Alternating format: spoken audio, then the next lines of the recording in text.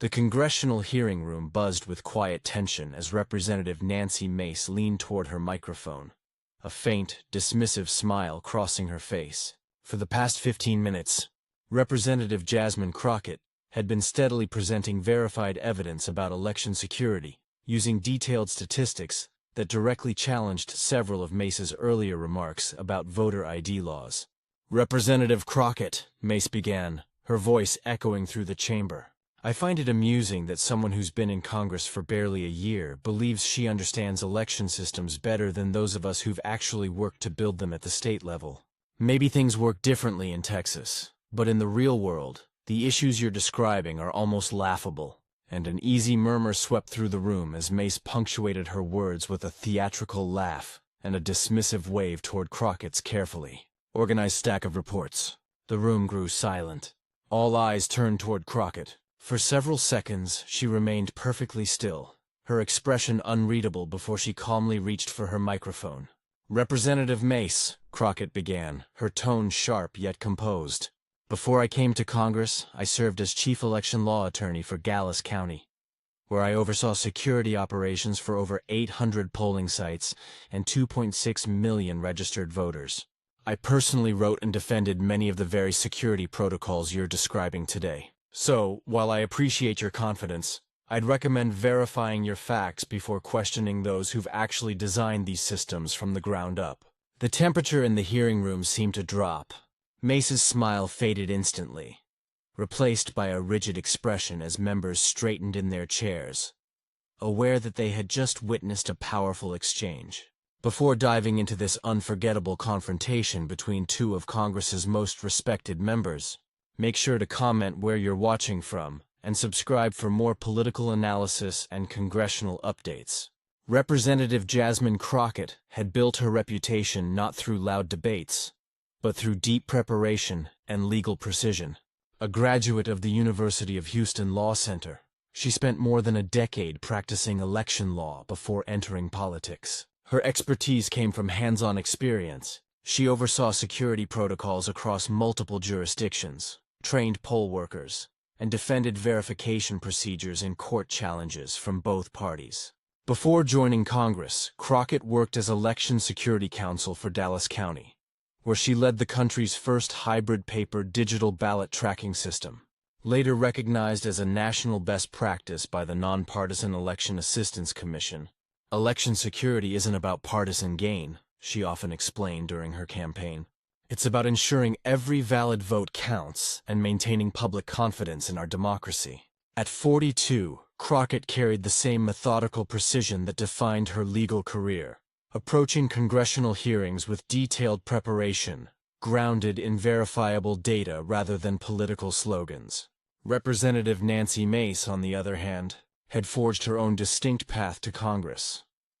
As the first woman to graduate from the Citadel's Corps of Cadets, Mace earned a reputation as a strong advocate for conservative values and government accountability. After serving in the South Carolina State House, she entered Congress by branding herself as a pragmatic reformer, focused on results rather than ideology. Her interest in election integrity stemmed from her work in state politics, where she supported legislation for voter ID laws and ballot custody measures. Known for her sharp communication style and memorable one-liners, Mace became one of her party's leading voices on election integrity and often appeared on national television to discuss it. "Free and fair elections are the foundation of our republic," Mace had said in a recent interview. "Every American deserves confidence that their vote matters and isn't weakened by fraud or mismanagement." The hearing that brought Crockett and Mace face-to-face focused on H.R. 4217, the Election Security Enhancement Act, a bill proposing federal standards for voter verification, ballot processing, and election certification. Areas traditionally managed by states, the bill split Congress along familiar party lines. Supporters said it would set much-needed national safeguards, while critics claimed it was federal overreach into state authority when the session began. Few expected the intense exchange that would follow. Both women were known for substance over showmanship, but their contrasting views on how elections should be administered quickly turned the discussion into one of the most unforgettable moments in recent congressional history. At precisely 10 a.m., Chairman Davis called the House Administration Committee to order. Today's hearing will examine H.R. 4-217, the Election Security Enhancement Act, he announced. Representative Mace opened with a firm defense of state sovereignty, arguing that the bill ignored 2 centuries of successful state-led election management.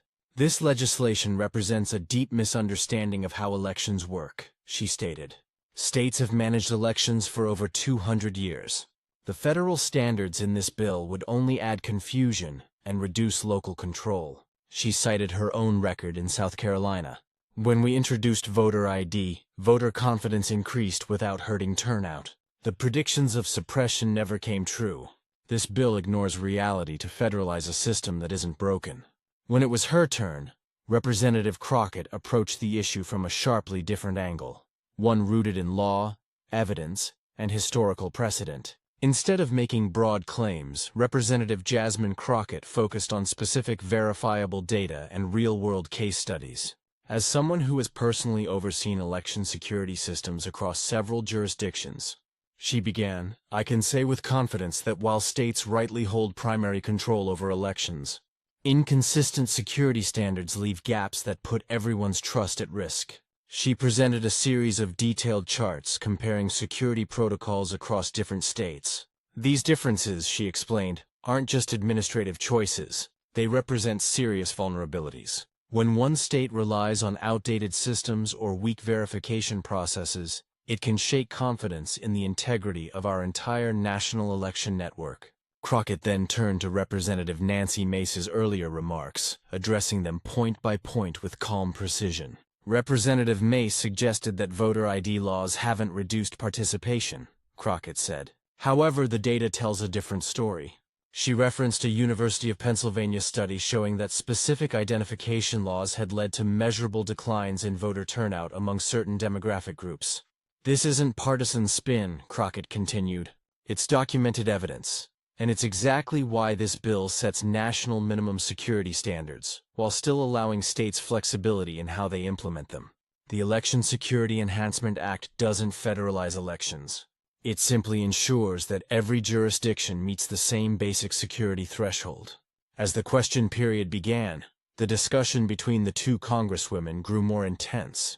When Crockett cited sections of the bill confirming that state authority remained intact, Mace interrupted sharply.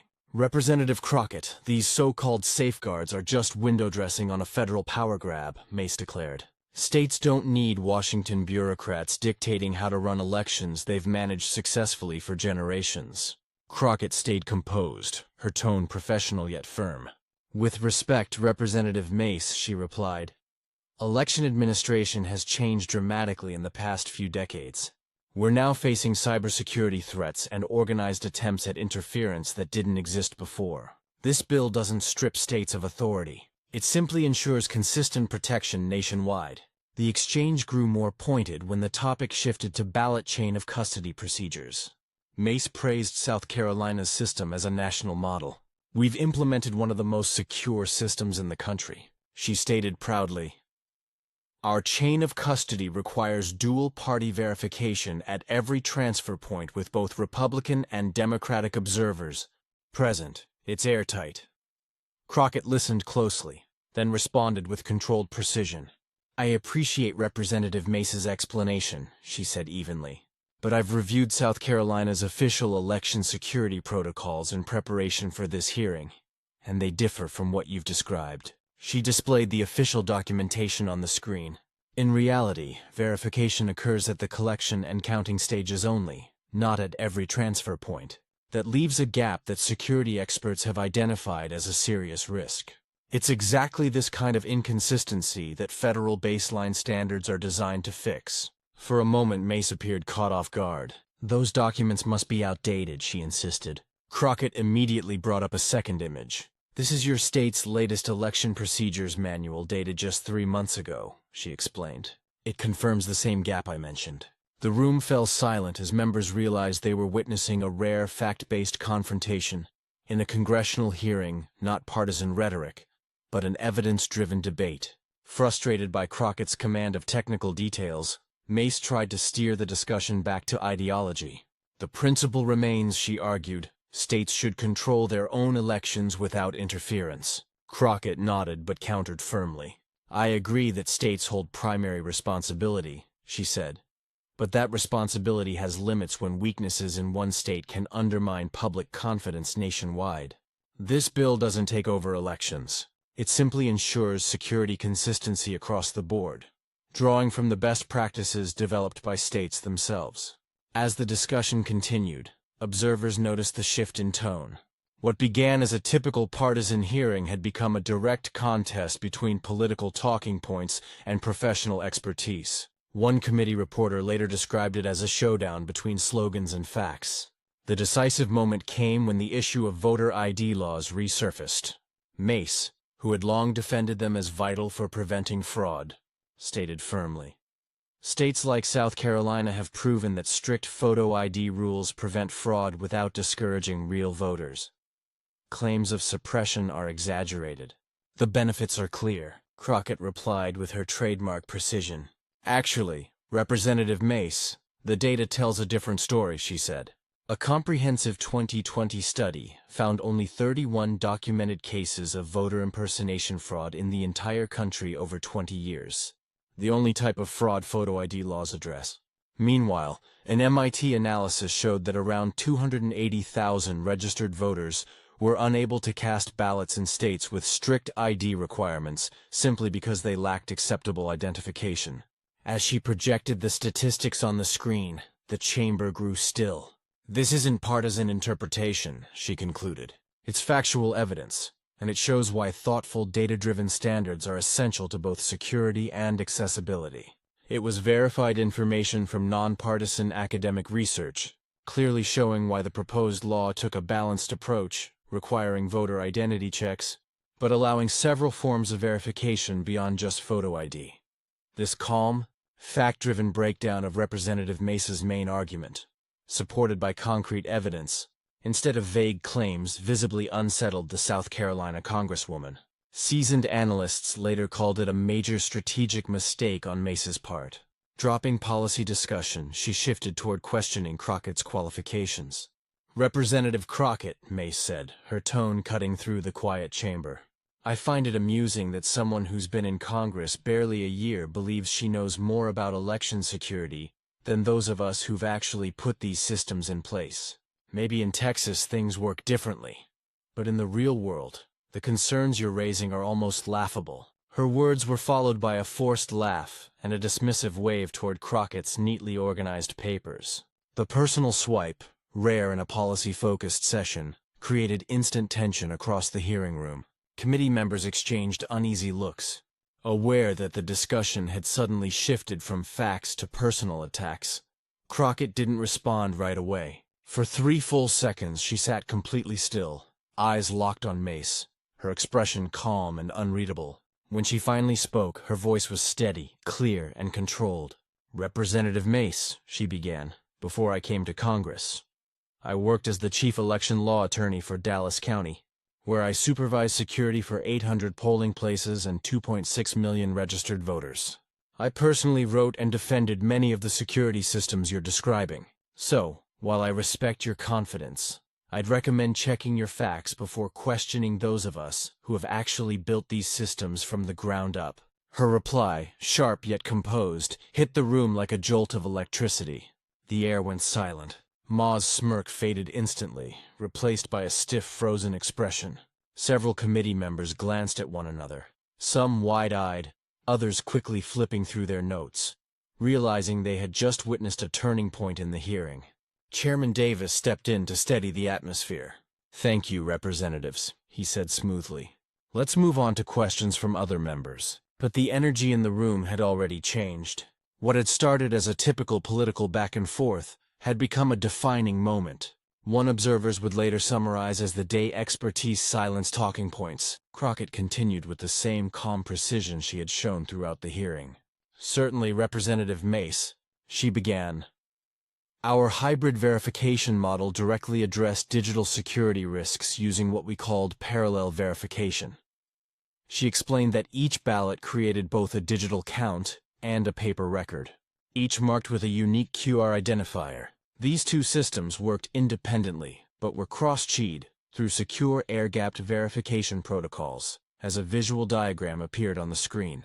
She broke the process into three clear benefits. First, it prevented single-point manipulation by creating built-in redundancy. Second, it allowed faster tabulation without losing paper-based verification. Third, it enabled highly efficient audits using statistical comparisons between paper and digital records. Committee members leaned forward as Crockett outlined the technical details. The tone of the session had shifted entirely from political posturing to a real fact-based discussion on improving election security. It was the kind of detailed, solution-driven conversation congressional hearings were designed for, but rarely achieved.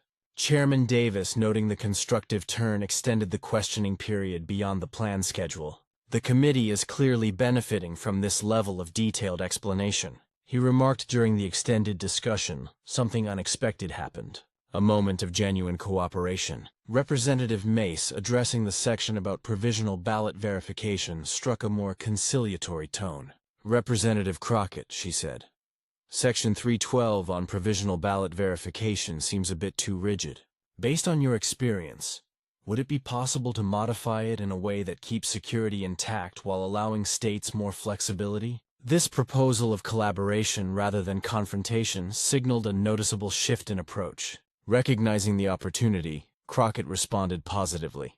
"That's a fair point, Representative Mace. Section 3 and 12 could be adjusted to emphasize the security outcome rather than dictating every procedural detail. Perhaps we could require multi-factor verification with clear documentation of chain of custody instead of prescribing one fixed method.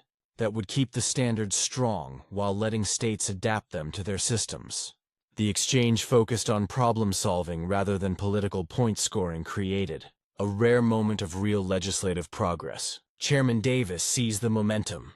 "I appreciate both of you for engaging constructively," he said. "Would you be willing to work together on amendment language before the full committee review?" Both agreed, drawing nods from colleagues across the aisle. Seasoned staffers later called it one of the most productive turnarounds they had ever seen emerge from what began as a tense confrontation. By the time the hearing adjourned, the transformation was unmistakable.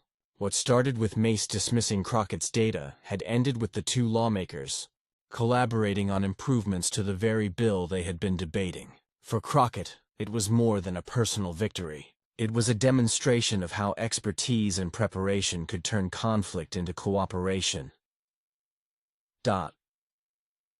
In her closing statement, Crockett stayed focused and professional. "This bill isn't flawless," she admitted, "and I welcome ideas that make it stronger.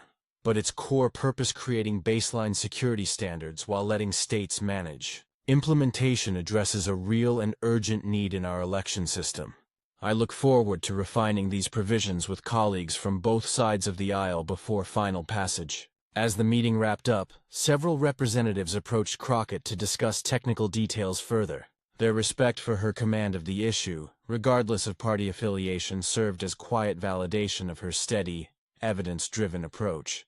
Journalists covering the session quickly recognized that the day's story had evolved from a simple partisan dispute into something more meaningful. One veteran reporter was overheard saying that wasn't just a comeback. It was a lesson in how knowledge wins debates. By that evening, clips of the Crockett-Mace exchange were circulating widely on major networks and social media. Viewers weren't just reacting to the tension. They were drawn to the contrast between broad political claims and data-driven expertise. The Washington Post captured it perfectly in a feature titled, "When Expertise Matters: The Crockett-Mace Exchange as a Turning Point."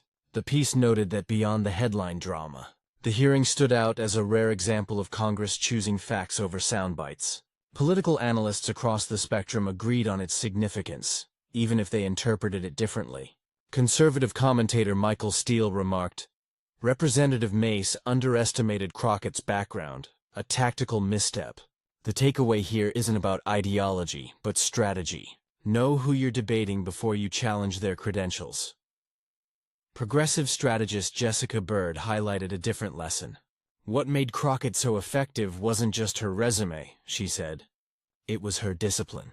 She didn't resort to personal attacks. She let her expertise speak for itself." That's how real leaders shape policy conversations. For Mace, managing the aftermath required careful handling. Her first responsive post on social media saying that strong debate leads to stronger laws was seen as an attempt to downplay the exchange. But as more viewers watched the full hearing, that framing quickly lost traction. 3 days later, in a Fox News interview, Mace adopted a more direct tone. Representative Crockett clearly brought significant expertise to the table, she acknowledged, signaling a shift toward respect and damage control after one of the most widely discussed congressional exchanges of the year. Representative Mace struck a more constructive tone in the days following the hearing. While we still differ on the balance between federal and state authority, she said, I respect Representative Crockett's practical experience implementing these systems. That's why we're collaborating on amendments that protect election security while preserving state flexibility. This straightforward acknowledgement, rather than an attempt to downplay what had happened, earned Mace rare praise for professionalism. A senior political correspondent commented, by recognizing Crockett's expertise without giving up her own position, Representative Mace turned what could have been an embarrassing moment into an example of real legislative maturity or Crockett. The exchange elevated her public profile and drew fresh attention to her policy-driven approach. Feature articles soon highlighted her deep experience in election administration and her consistent emphasis on data-backed policymaking. The New York Times ran an analysis titled, The Practitioner Legislator, How Jasmine Crockett Redefines Congressional Expertise. It described her as part of a shrinking group of lawmakers who have first-hand experience with the policies they now oversee. An appearance on CBS's Face the Nation, Crockett continued to steer the focus towards substance rather than personality. When asked about her clash with Mace, she replied calmly, This isn't about personal moments. It's about getting the policy right. Representative Mace and I are now working together on amendments that strengthen the bill, while ensuring states retain the flexibility they need. That constructive engagement matters far more than any single exchange during a hearing. Her disciplined response focused on cooperation, and results further strengthened her reputation as a serious legislator who valued progress over political showmanship. 2 weeks later, the House Administration Committee reconvened to finalize the Election Security Enhancement Act. The updated version included the Mace-Crockett Amendment, which revised the controversial provisional ballot verification section. The amendment replaced strict step-by-step mandates with performance-based standards, ensuring that security goals were met while giving states flexibility in how to achieve them. During the markup session, Chairman Davis acknowledged the breakthrough. This bipartisan provision shows how thoughtful compromise improves legislation, he said. Representatives Mace and Crockett have proven that members with different views can still work together to strengthen core objectives. The amended bill passed the committee with solid bipartisan backing, a rare occurrence in election-related debates. Several members specifically cited the Mace-Crockett Amendment as the reason they now supported the legislation, for election officials nationwide. This version of the bill represented something far more meaningful than just another political development. The National Association of Election Directors released a statement praising the revision. The updated legislation demonstrates how practical implementation experience leads to smarter policy. Performance-based standards preserve necessary security while respecting the realities of diverse local election systems. Even beyond the election security debate, the Crockett-Mace collaboration sparked a wider discussion about the value of real-world expertise in Congress. Editorials across the country explored how lawmakers with hands-on experience could improve policymaking in highly technical areas. As one constitutional scholar wrote in The Atlantic, Representative Crockett's first-hand experience implementing the very systems she now legislates for is increasingly rare. In a world of complex challenges, from cybersecurity to AI regulation, the difference between theory and practice matters more than ever. 6 months later, when the Election Security Enhancement Act reached the Senate, the Mace-Crockett Amendment was cited repeatedly as a model compromise. Senator Langford, a conservative with a strong background in election law, specifically praised its structure. This amendment strikes the right balance between national security standards and state flexibility. Its influence didn't stop there. The performance standards concept pioneered by Crockett and Mace later shaped major cybersecurity legislation. Lawmakers adopted similar language requiring strict outcomes but leaving industries and agencies flexibility in implementation, a direct echo of the principles that had guided the amendment. The Congressional Research Service eventually published an in-depth case study titled, "From Confrontation to Collaboration: The Crockett-Mace Model for Evidence-Based Lawmaking." The report described how a heated committee dispute evolved into a framework for smarter, more practical legislation, built on expertise rather than rhetoric. 3 years later, when a new election security bill came before Congress, both Crockett and Mace were chosen to serve on the conference committee that reconciled the House and Senate versions. Their joint work again produced meaningful compromises. They preserved security integrity while addressing operational realities. What had begun as a televised confrontation had become a partnership defined by mutual respect and shared purpose for ordinary Americans. The episode offered something rare, a clear example of how government can actually function as intended. A civic education group even developed a teaching module based on the Crockett-Mace case, using it to show students how evidence, professionalism, and bipartisan cooperation can yield better public policy. The enduring legacy of that hearing wasn't about who won or lost, but about how real expertise can turn political tension into constructive engagement. In a time when many congressional debates devolve into partisanship, the Crockett-Mace story out proof that substance can still prevail over spectacle.